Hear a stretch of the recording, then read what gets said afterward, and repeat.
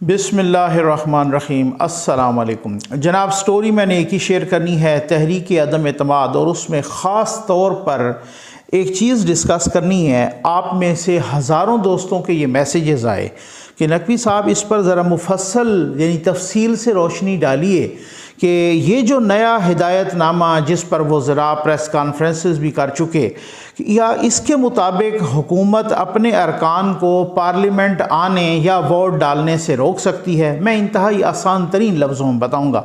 भाई स्टोरीज इतनी हैं ना, ख़बरें इतनी हैं, आप यकीन कीजिए एक प्रेस कॉन्फ्रेंस ख़त्म होती है दूसरी शुरू हो जाती है। अब तो तीन चार प्रेस कॉन्फ्रेंसेस, इसके बाद मुतअद्दिद वीडियोज़ इंशाल्लाह आएंगी और जल्द आएंगी। लेकिन इस वीडियो में मैं सिर्फ़ और सिर्फ इसी बात पर कॉन्सनट्रेट करूँगा। ये बात वजह है कि हुकूमत की बौखलाहट, परेशानी बहुत बढ़ गई है। बताऊँगा कि क्या वजह है। आखिर ज़रदारी साहब ने कैसे वो जो हुकूमती अरकान हैं उनको कैसे छुपाया है, और उनको और तो और जो कहा जा रहा है मुबैना तौर पर IB के डाले भी नहीं पकड़ पा रहे। ये बड़ी बातें हैं भाई। वो परेशानी पर बनती है, परेशानी हुकूमत की परेशानी बनती है, वो जायज़ है। मामलात बहुत हद तक अब तो इत्तेहादी इधर उधर हो गए हैं ना, अब तो मसला और भी गड़बड़ हो गया है। लेकिन अब सबसे बड़ी बात जो है ना, मैं आपको कहता हूँ कि कोई 50 स्टोरीज़ हैं। उसके साथ ही मामला ये है कि लोग पूछ रहे हैं कि भाई बात ये बताएं कि हुकूमत ने जो ये फ़ैसला किया है कि जो भी रुकन पार्लियामेंट में आएगा नाअहल हो जाएगा, डिसीट हो जाएगा, ठीक है ना, उसकी सीट ख़त्म हो, मुनहरिफ तसव्वुर होगा।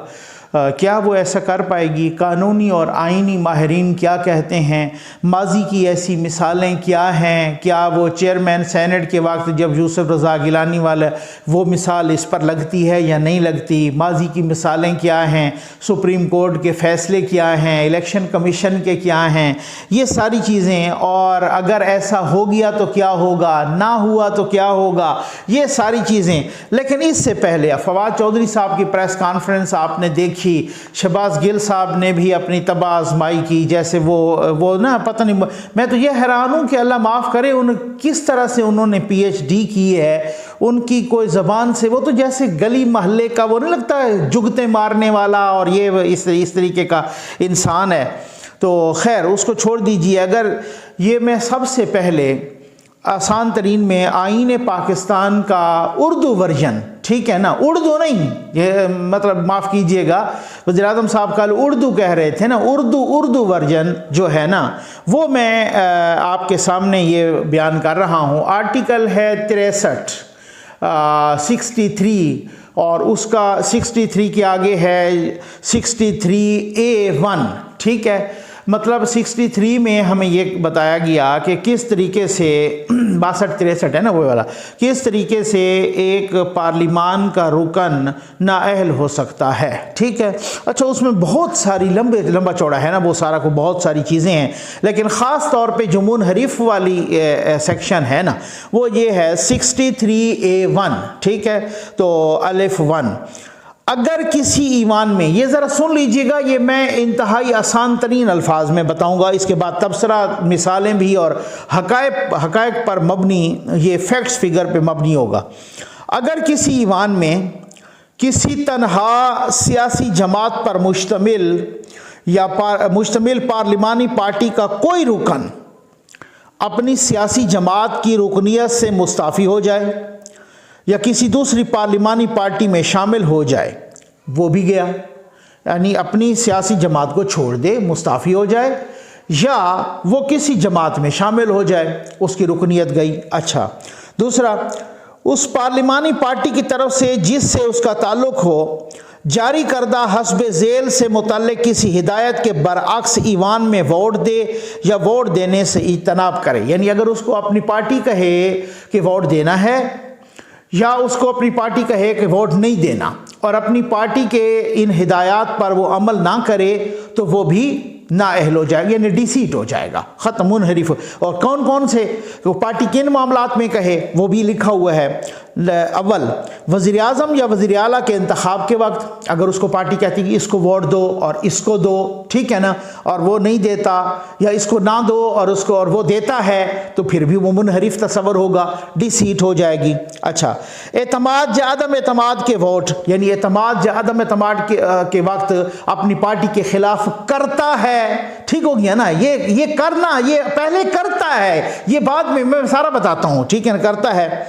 किसी माली बिल या दस्तूरी तरमीमी बिल, यानी कोई बिल पास हो रहा हो ना, माली बिल जैसे बजट है या कोई तरमीमी बिल, उस पर उसको पार्टी कहती है कि इस पे वोट देना है या नहीं देना, और वो पार्टी के उलट करता है, वो भी मुनहरिफ तस्वर होगा, उसकी सीट भी खाली तस्वर होगी। अब आगे प्रोसेस लिखा हुआ है ना, तो उसका प्रोसेस क्या होगा उसको डिसीट करने का। ये मैं आइन पढ़ रहा हूँ, ठीक है ना, ये कोई शहबाज गिल की जुगते नहीं पढ़ रहा, ये आइन पढ़ रहा हूँ। तो पार्टी का सरबराह अब क्या लिखा हुआ है उसमें, यानी कि उसकी प्रोसीजर क्या लिखा हुआ है।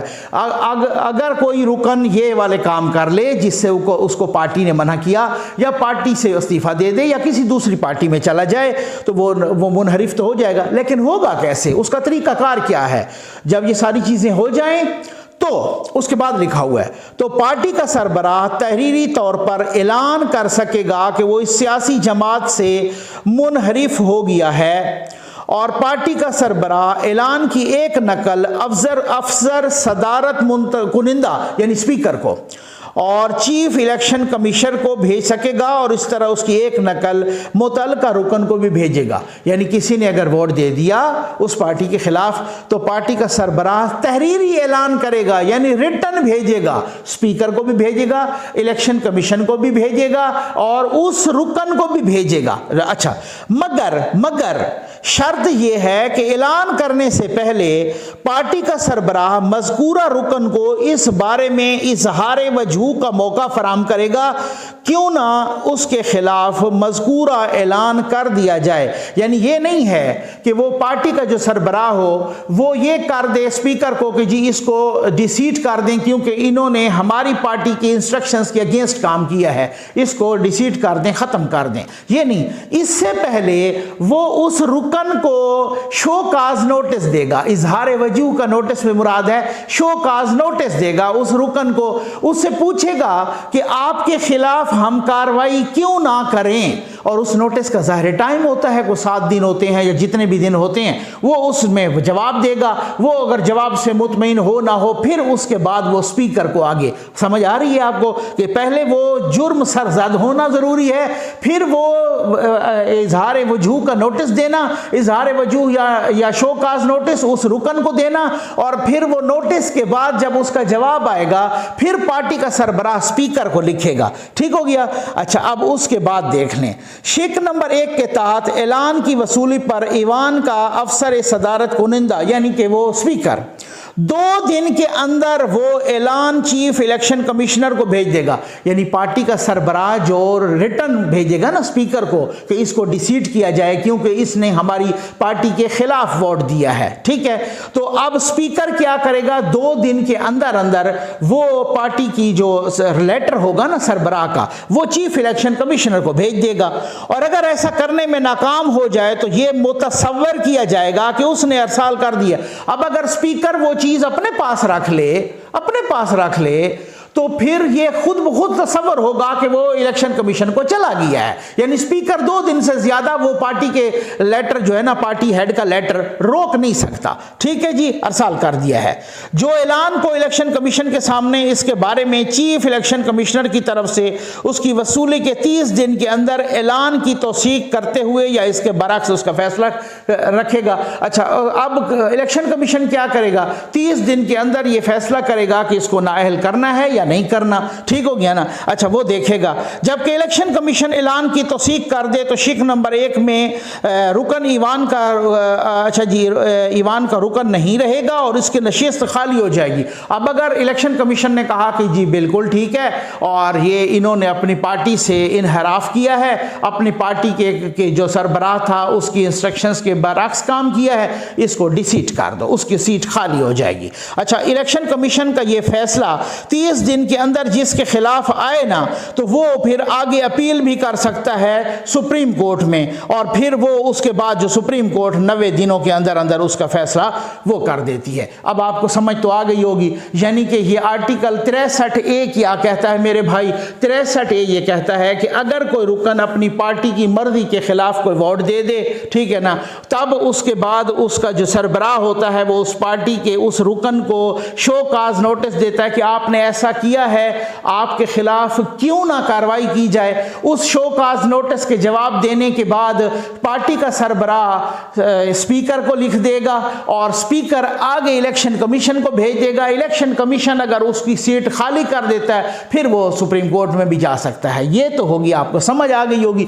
जहां तक मेरा जाती ताल्लुक है, मैं बिल्कुल बबांगे दोल कह रहा हूं कि मैं ये समझता हूं, मेरा बिलीफ है कि जी बिल्कुल जिस भी पार्टी पर कोई इलेक्शन लड़ा हो, हक ये बनता है कि उसी पार्टी को वोट दे। क्यों? क्योंकि उस पार्टी के टिकट पे लड़ा है, उस पार्टी के वो वोट लेके आया है।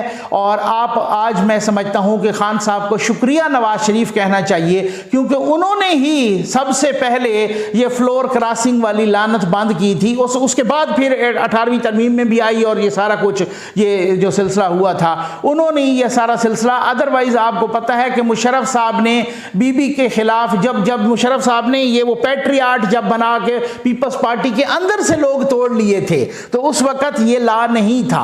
फिर उसके बाद ये फ्लोर क्रॉसिंग वाला ये जो आई और तरमीम और ये सारा कुछ हुआ, और फिर उसके बाद 18वीं तरमीम में भी आई। अच्छा, इसको छोड़ दीजिए, चलें अब ये इसके बाद की बात है। तो मेरा अपना बिलीफ ये है कि जिस पार्टी का कोई बंदा हो उसी पार्टी को वोट देना चाहिए। लेकिन आपने आईन देख लिया, आईन बिल्कुल वाज़ेह है कि जब वोट डाल दे उसके बाद उसको शो काज नोटिस मिल जाए, उस शो काज नोटिस के बाद स्पीकर को लिखा जाए, इलेक्शन कमीशन उसे नाअहल करार दे, फिर उसके बाद वो सीट खाली हो जाती है। लेकिन शर्त यह है कि वोट डाल दे पार्टी की हिदायत के बरक्स। अब इन्होंने जो नया अपना लगाया है हिदायतनामा, वो ये है कि भाई हम तो पार्लियामेंट घुसने ही नहीं देंगे, हमारा तो एक ही बंदा है, और सुना है वो बाबर अवान साहब होंगे, और वहां पर वो देखेंगे कि जो हुकूमती अरकान आए हैं उनको जनाब फौरी तौर पे स्पीकर को शिकायत कर दें कि जी बात यह है कि इन्होंने तो इनहराफ किया है पार्टी की पॉलिसी से।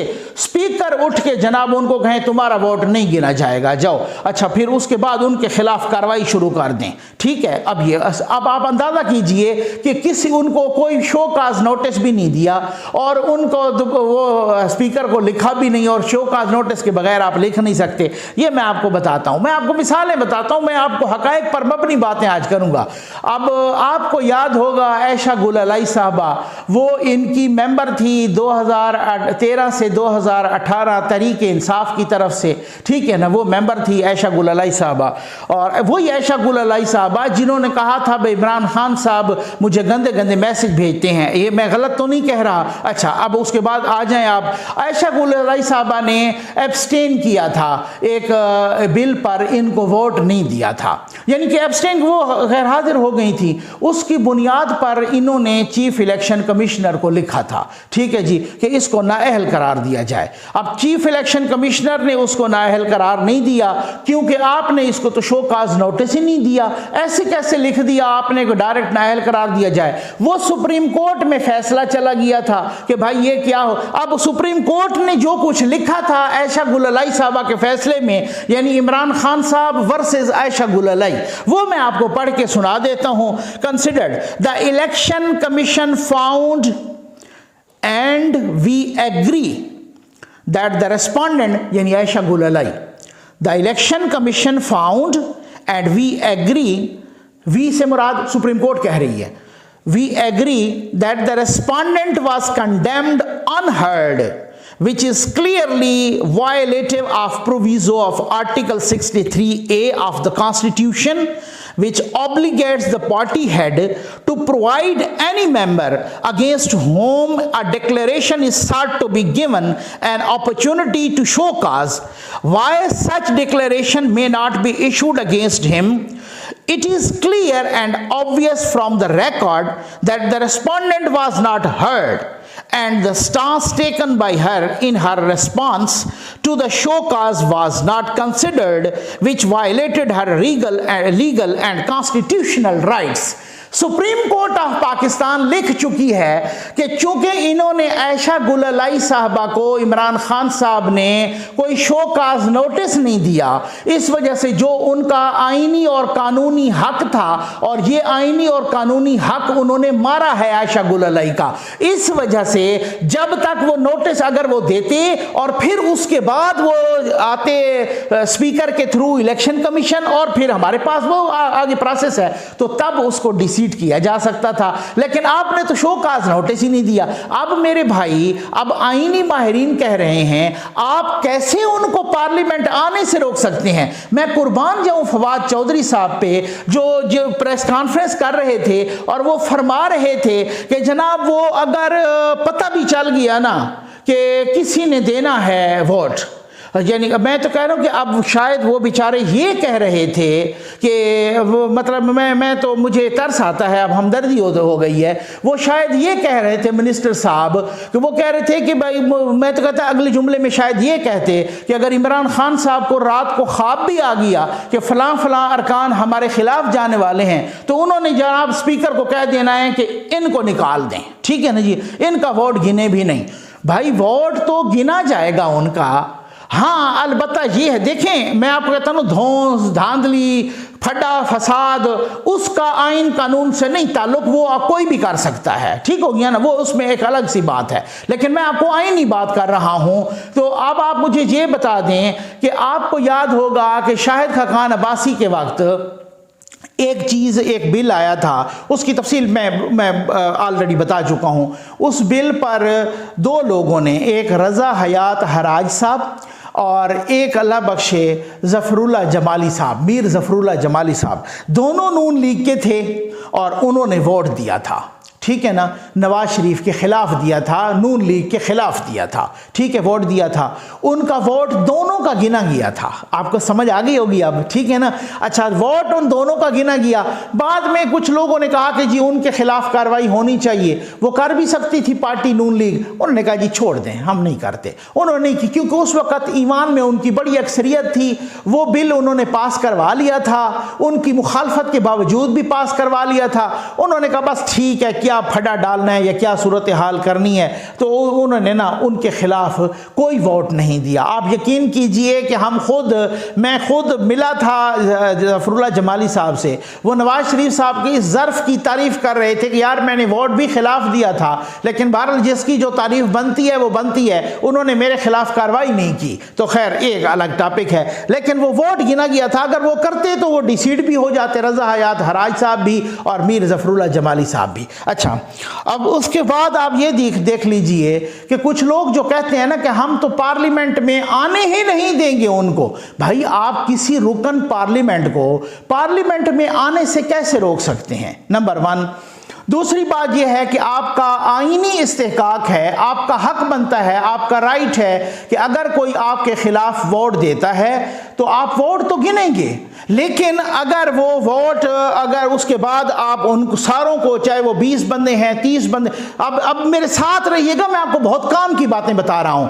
अब जो 20 बंदे हैं 30 बंदे हैं उनको आप शो काज देंगे, शो काज के बाद आप स्पीकर को कहेंगे, स्पीकर इलेक्शन कमीशन को भेजेगा, उनके डेफिनेटली डिसीट हो जाएंगे। अच्छा, एक बात है कि अगर आप वोट नहीं गिनते और आप कहते हैं जी इनके खिलाफ कार्रवाई करो, जाहिर है जब आप उनका वोट नहीं गिनेंगे तो उनके खिलाफ कार्रवाई करेंगे तो वो लोग डिसीट हो जाएंगे, 1 महीने के अंदर अंदर वो लोग डिसीट हो जाएंगे। और अगर वो लोग डिसीट हो गए, वो जो 30 लोग आपके कम हो गए, तो फिर आपकी मेजॉरिटी कहाँ होगी, नंबर 1, ठीक है जी। अच्छा, अब आप मुझे एक मिनट जरा रुकिएगा, मैं आपको बहुत काम की बातें बता रहा हूँ। दूसरी बात यह है कि अब तो इत्तेहादियों के बारे में भी बहुत कुछ वाज़ेह हो चुका है, बहुत कुछ, कि इत्तेहादी भी आपको लाल झंडी दिखा चुके हैं, यानी ठेंगा दिखा चुके हैं इत्तेहादी भी आपको, और वो भी आपको कह चुके हैं, आपको पता चल गया है सारा, उन रस्मी ऐलान बाकी है। और अगर बिलफर्ज इत्तेहादी आ गए तो काफ और सिर्फ काफ लीग और MQM ये दो ही काफ़ी हैं, दो के मिल के 12 बनते हैं और टोटल तो उनको 10 अरकान चाहिए, तो फिर क्या होगा। और अगर जो लोग कह रहे हैं, अब जो कुछ दोस्त बता रहे थे कि जरदारी साहब ने उस जगह पे छुपाया है कि IB के डाले ढूंढ ढूंढ के मुबैना तौर पर वो थक गए हैं, उनको मिल नहीं रहे वो हुकूमती अरकान, कि जो अरकान जो है ना, जो मुनहरिफ होने का इनको फिक्र है, ठीक, और वो फिर जो है ना वो मिल नहीं रहे, जिसकी वजह से ये नए नए हिदायतनामे या आर्डिनेंस ला रहे हैं और इस तरीके से बेचैन हैं। अब मुझे आप ये एक बात बताएं, ये इल्ज़ाम लगा, इसका मतलब ये हुआ कि अपने अरकान पर भी एतमाद नहीं, एतमाद तो फिर खो चुके हैं ना आप, जब आपको अपने अरकान पे भी एतमाद नहीं कि आप आने नहीं दे रहे कि जी वो तो आए नहीं, क्योंकि आपको इसका मतलब है कन्फर्म हो गया है, पक लग गया है कि आपकी कश्ती डूब गई है और आप अपने अरकान को इस वजह से नहीं आने दे रहे कि आपको पक लग गया है कि जनाब ये बिल्कुल जो है ना बिल्कुल कंफर्म हो गया है कि जनाब आप जो है ना वो हमारे खिलाफ वोट देने लगे हैं। अच्छा, एक और बात, आप इल्ज़ाम लगा रहे हैं अपने पार्लियामेंटेरियंस पर, अपनी पार्टी के अरकान पर, MNAs पर, MPAs पर, कि इन्होंने जरदारी साहब ने इनको ऑफ़र की है। अच्छा, आप प्रेस कॉन्फ्रेंसेज में तो ये कह रहे हैं कि ऑफर की 18 करोड़ की या 20 करोड़ की। ये इमरान खान साहब ने अपनी तकरीर में भी कहा है कि इन्होंने बोलियां लगाई हैं, और निजी महफिलों में आप खुल के कह रहे हैं कि वो हमारे अरकान बिक गए हैं और हमारे अरकान को इन्होंने ख़रीद लिया है, और 18 20 करोड़। अच्छा, मुझे मेरे पास सबूत नहीं है, लेकिन मैं अगर आपकी मान लूँ बिलफर्ज, सर देखें, मैं तो फैक्ट्स एंड फिगर की बुनियाद पे बात करने का कायल हूँ ना, अगर मैं आपकी मान लूँ कि आप बजा मसलन आप बादियों नज़र में, मैं कहता हूँ आप बजा फरमा रहे हैं कि वो बिक गए हैं, 18 करोड़ उनको मिले हैं या 20 करोड़ उनको मिले हैं, बिलफर्ज मैं आपकी बात मान लूँ, तो जो अगर बिका हो या 20 करोड़ या 18 करोड़ आपके बकौल उन्होंने लिया हो, तो उन्होंने तो बिल्कुल ही को पक्का ही किया होगा ना, खाता बंदोबस्त तो पक्का ही किया होगा, अरेंजमेंट तो पक्की होगी, वादा पक्का होगा, एग्रीमेंट पक्का होगा। अब मुझे आप ये बताएं कि अगर उनको वोट नहीं डालने देते, वो खैर से डिसीट तो हो जाएंगे, लेकिन अगर आप भी हीले बहानों से उनको डिसीट नहीं करते और वो अगले ही कौमी असम्बली के इजलास में वो सारे के सारे आकर ऐलान कर दें कि भाई हम अपना इस्तीफ़ा देते हैं, और वो ऐलान स्पीकर के सामने कर दें या स्पीकर के दफ्तर में अपने दस्तखतों के साथ जाके रिजाइन जमा करवा दें, वो कितना अरसा रोकेगा स्पीकर वो इस्तीफा। तो भाई अब मामलात आपके हाथ से निकल गए हैं। ये बात नहीं है कि आप अदम एतमाद को यूं 4 दिन के लिए यूं कर दो या यूं मरोड़ दो या वो होगी, वो भी नहीं, क्योंकि अब इत्तेहादियों पे बहुत वसी काम शुरू हो चुका है। लेकिन अगर बिल फर्ज हो भी जाए, बिल फर्ज, तो आपको तो पता है ना, उनको भी पता है कि आपने पता तो करवा लिया है IB से, आपने पता तो करवा लिया है मुख्तलिफ सीक्रेट्स रिपोर्ट से कि कौन कौन आपके बकौल मुबैना तौर पर बिका है या उनके साथ मिला है। और आपको मैं ये भी बता दूं कि कोई ये बात नहीं है कि सिर्फ ये आप कह रहे हो और सच हो और बिका हो, बहुत सारों को नून लीग के टिकट्स की भी गारंटी मिली है, तो वो कब बिकी है?